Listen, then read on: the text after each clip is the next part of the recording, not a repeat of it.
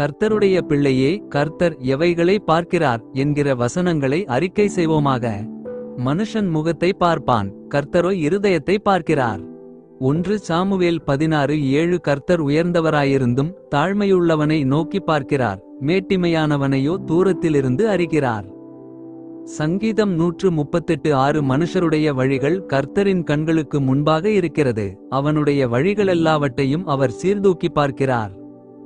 நீதிமொழிகள் 5:21. மனுஷனுடைய வழிகளெல்லாம் அவன் பார்வைக்கு சுத்தமானவைகள், கர்த்தரோ ஆவிகளை நிறுத்து பார்க்கிறார்.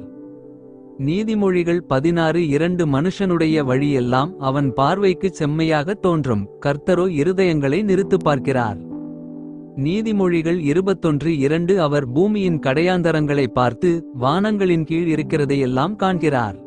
யோபு 28:24. கர்த்தர் வானத்திலிருந்து நோக்கி பார்த்து எல்லா மனுபுத்திரரையும் காண்கிறார். சங்கீதம் 33:13. ஆண்டவர் அவனை பார்த்து நகைக்கிறார், அவனுடைய நாள் வருகிறதென்று காண்கிறார். சங்கீதம் 37:13. என் உபத்திரவத்தை பார்த்து என்னை விடுவியும், உமது வேதத்தை மறவேன். சங்கீதம் 119:153. வேதனை உண்டாக்கும் வழி என்னிடத்தில் உண்டோ என்று பார்த்து நித்திய வழியிலே என்னை நடத்தும். சங்கீதம் 139:24.